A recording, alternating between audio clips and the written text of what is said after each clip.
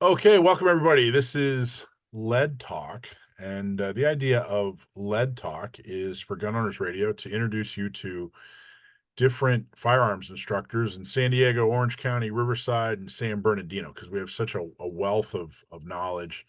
And we're hoping that people will find people they want to train with or find new people that they want to train with. Either you aren't training now or would like to train more in the future.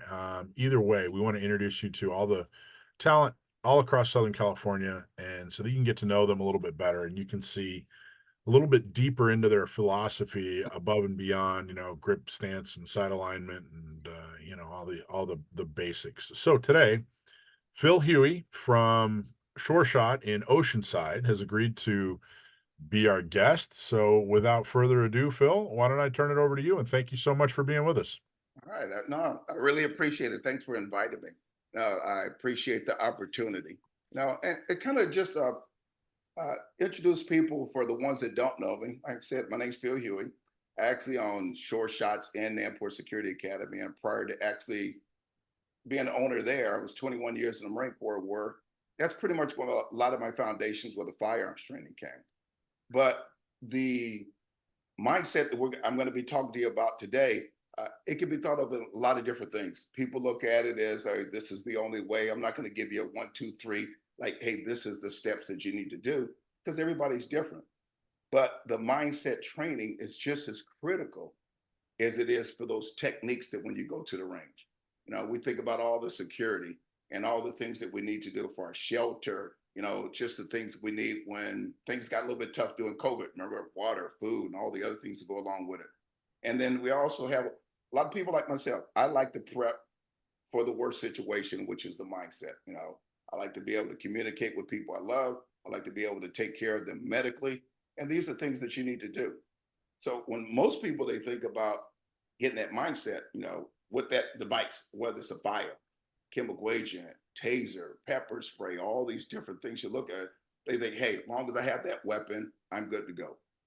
I always say that's great. Range training will definitely prep you for making sure that weapon is working correctly, making sure that you understand all the sight alignment, the sight picture, everything you need to do with your firearm.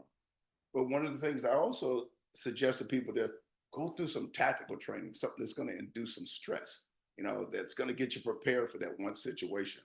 And they do help, all these things that you need to do. You know, we got to get those things where those are going to be the survival methods. So we need to understand.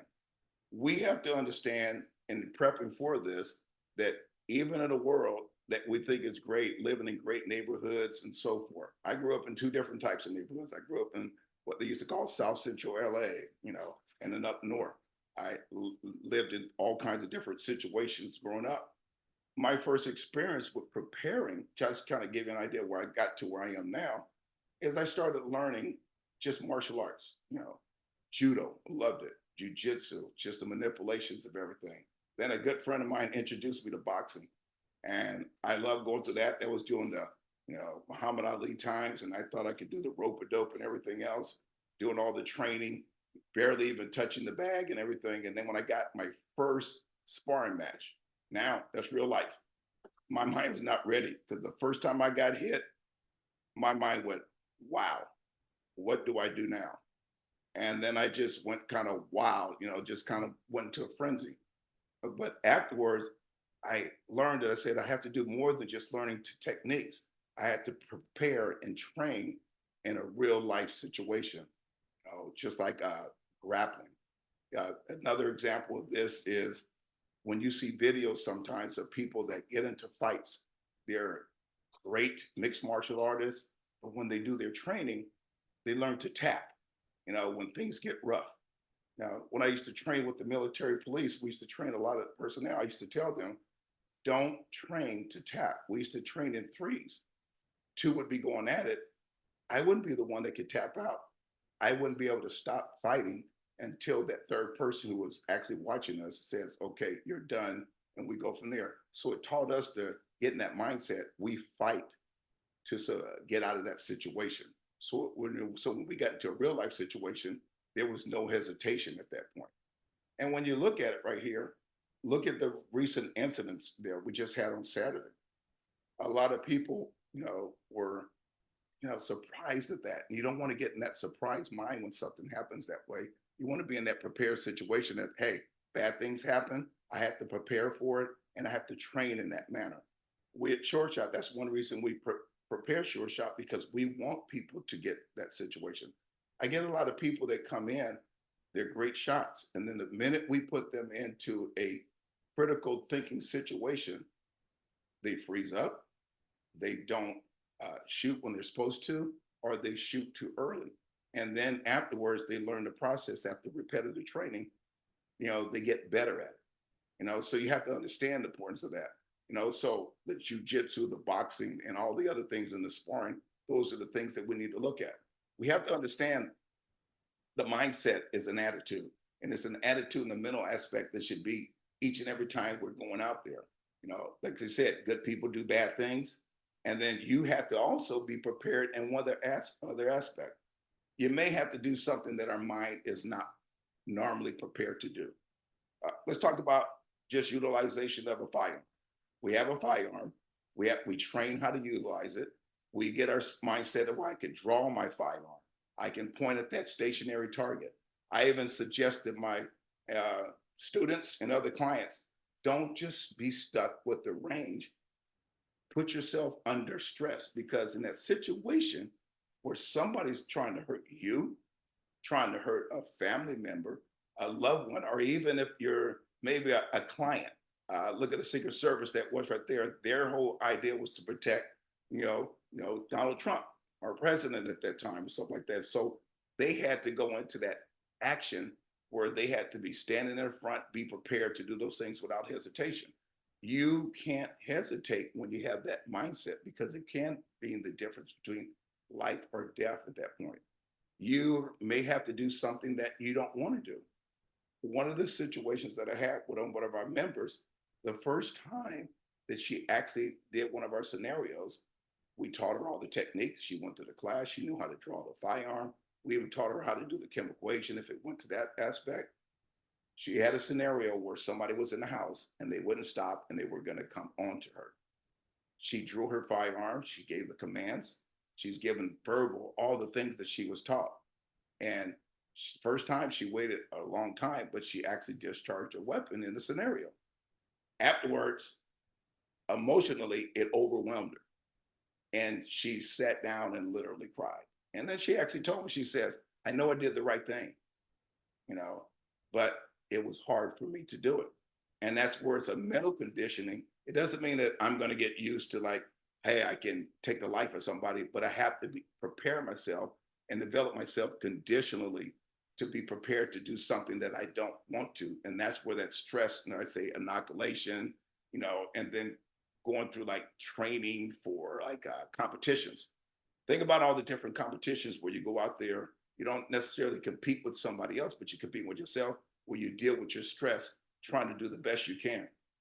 I've got people that actually been in combat in the military, and they go through and they don't hesitate, and they've done what they need to do to protect their members of their teams and so forth. But when they actually got out in the competition, they said it was actually a lot more stressful. And I can identify with that. I can see myself getting a lot more stressful because, one, we have eyes on us, and when you have eyes on you, it's just a little bit of stress. It's like an instructor that actually takes up the challenge of a student, because the instructor has everything to lose and nothing to gain, because they're looking at, hey, I'm supposed to be one of the best. And I like to actually have people push me to do better than that right there. And if you make a mistake, you just learn from it and everything, but you have to build that stress and then visualize it. One of the things when you actually develop a mindset is to train and make your mind treat it like it's a real thing. One of the things that I used to do years ago, before we had a little bit more of the simulations, I used to use my brain as my simulator. When I lived in Escondido, I had a family room, and it's more like a training room. And I remember when I used to have my two shepherds, and I would take them out, do their running and everything, then bring them back.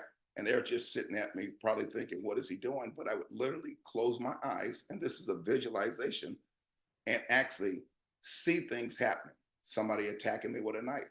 And I would go through the motions verbally, physically, simulate. It's kind of like sparring, like that, or shadow boxing, but visually seeing it. Because our brain doesn't know what's real unless we actually say it's not real. And then that's where we're going to treat it where it's not a real situation. So when I did these simulations, this is something you can do at home. You actually treat it like it's real.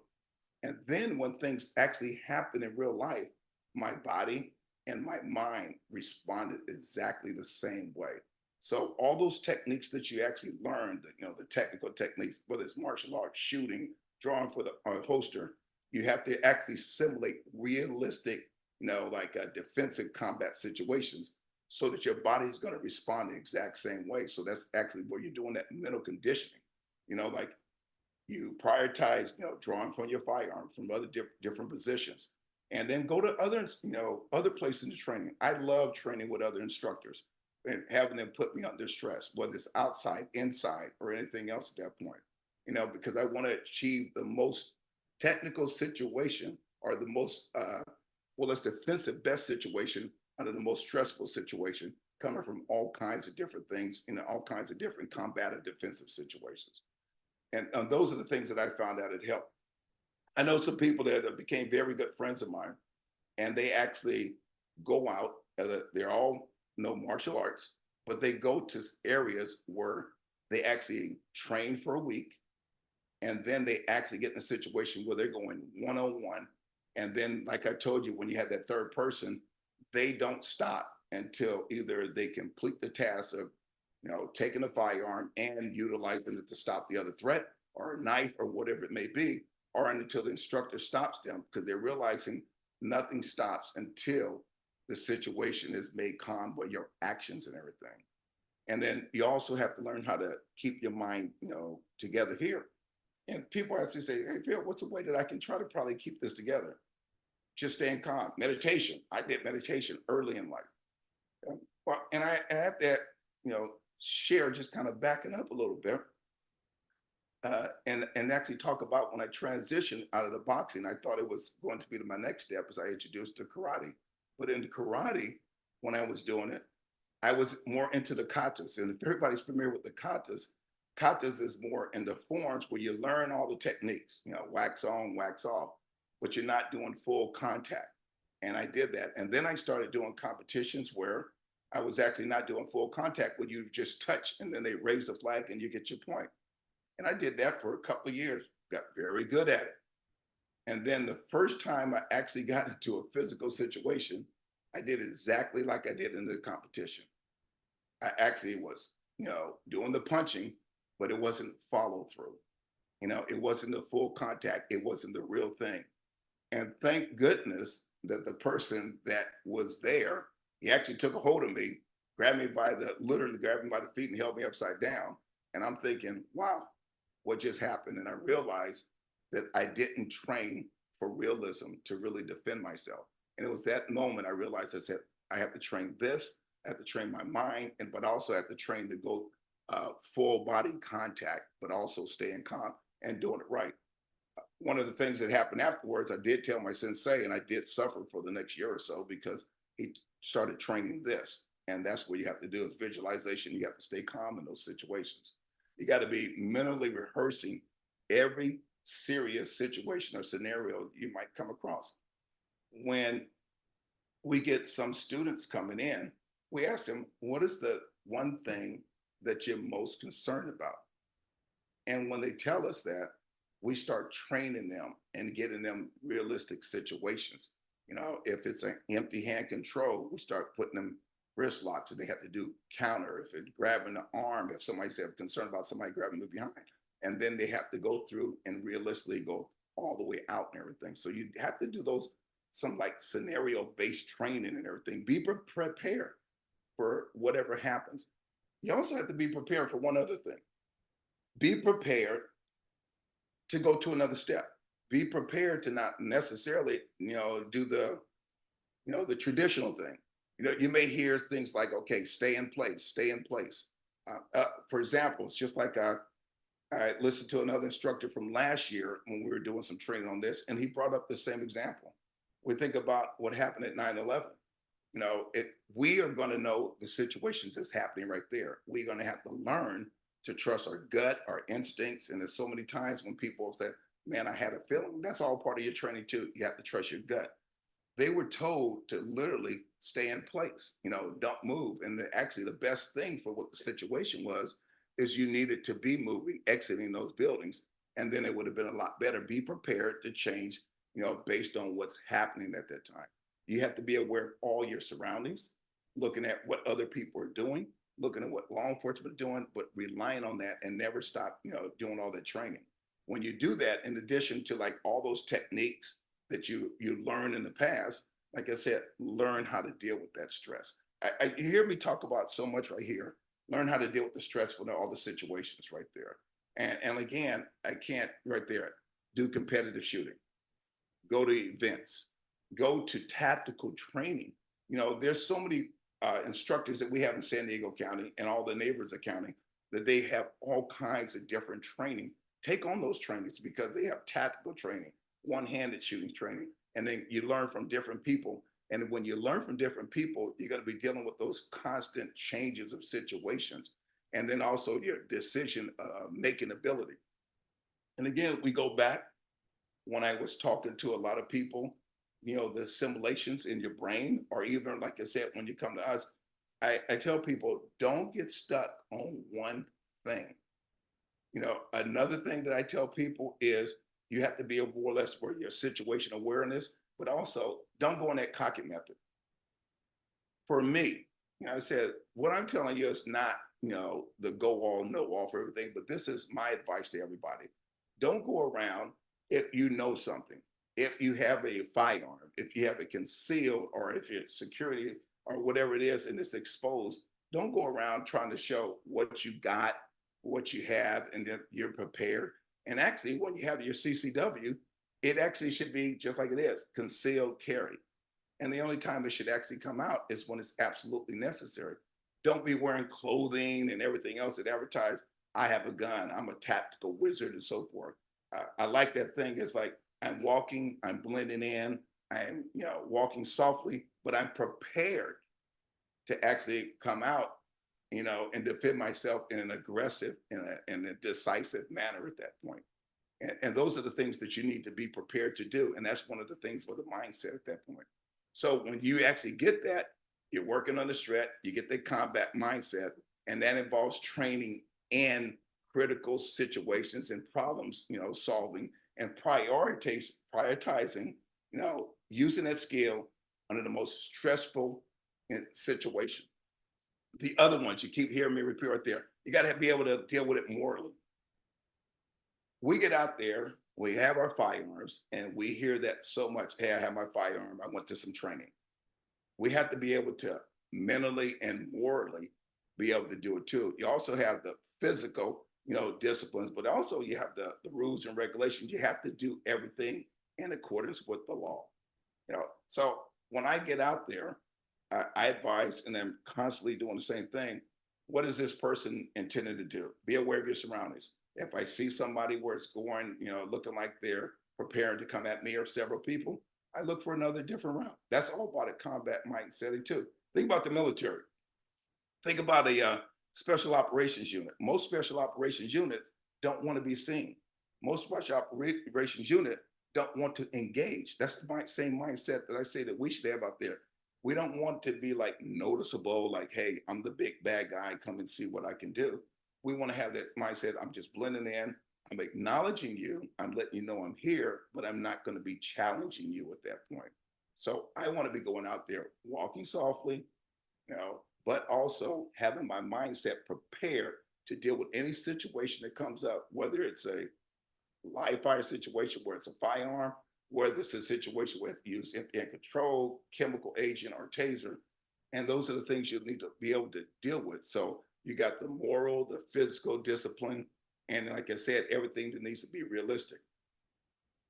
One other aspect that I advise for people to possibly do is this, and it's hard to do. If you have a firearm and it's there for your protection, when some bad person comes up to you, wants to take the life of you, your loved one, you're going to have to use that firearm, and it's a possibility of a life being taken. It's the last thing you want, but it's a possibility. And that's all part of mindset. And nobody wants to do that. So I am not a person that goes out hunting. I'm not a hunter. Have I hunted? Absolutely. When I went hunting with my friends some years ago, my aspect was this: if I go hunting with you, it's not a trophy. Every aspect of that, animal will be used.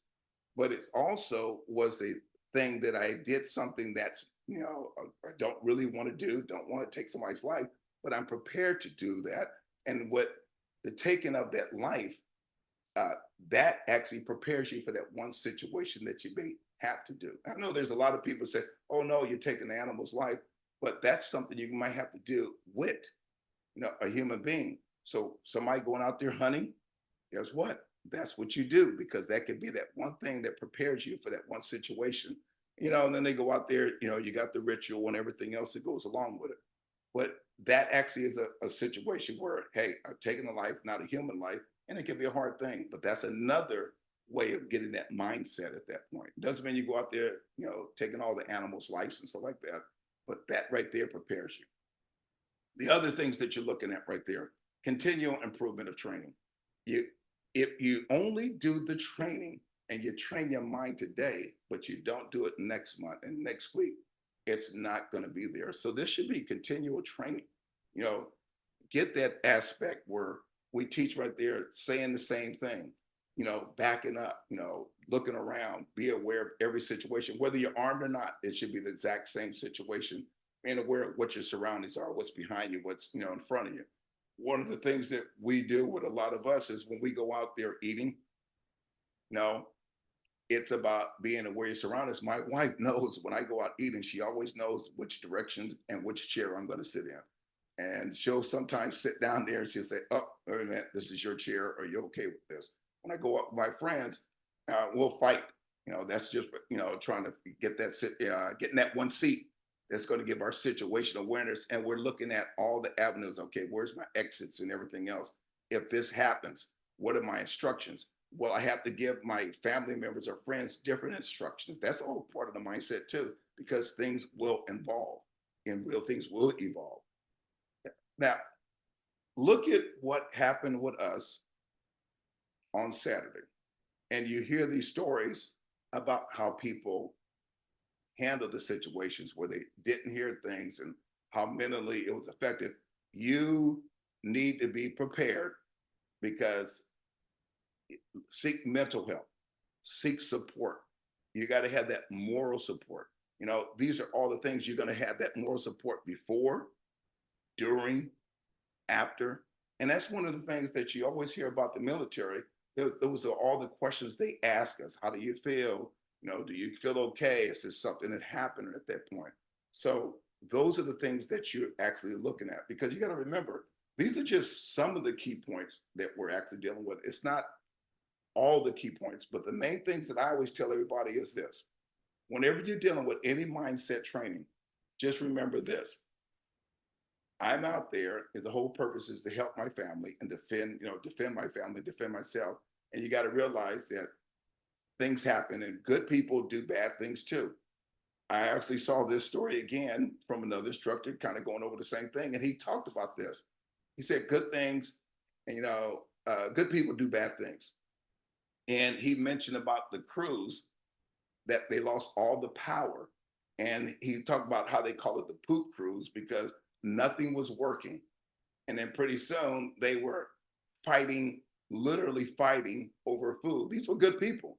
So people will do things when they think it's the best thing for them to do. This is a history where people were fighting. People would do bad things, and people that are good would do bad things. And you just need to be prepared for that. You may have to, like I said, you may have to do those bad things just to protect yourself and your family. Bad thing is not like bad.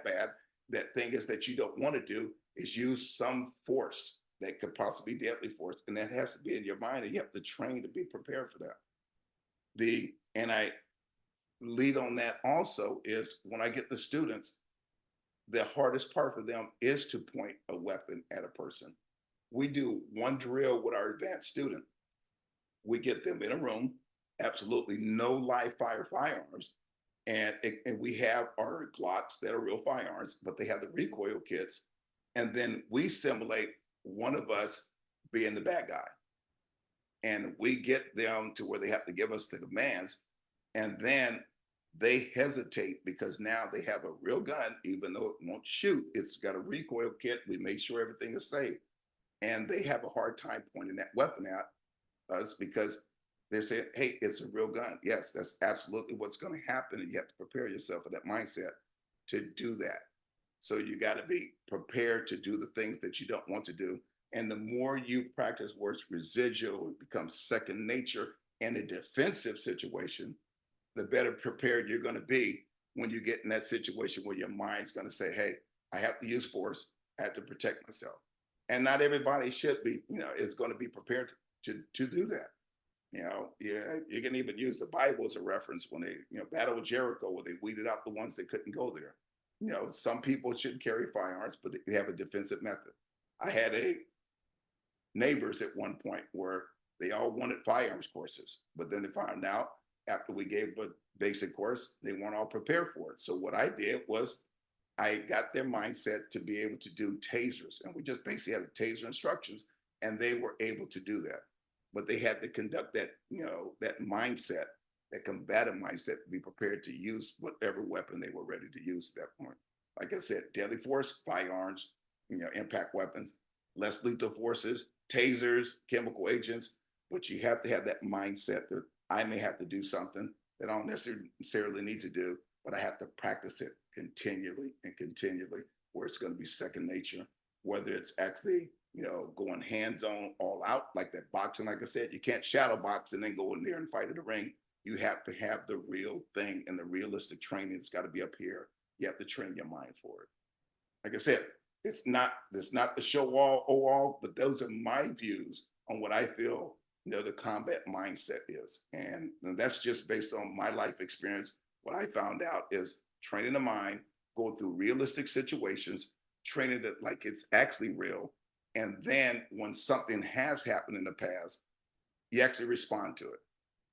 And one last example I'll give is this: working with the military police. I was their trainer for a few years there, right near to when I got out of the Marine Corps. And we had lots of reserve officers and that came in, and we had a situation where one of our actually military police was handling one suspect, and then two other people jumped on him. I was not near, and there were plenty of people near him that could help, but they froze. They went through the basic training that we were training them while they were going through their reserve time, but they froze.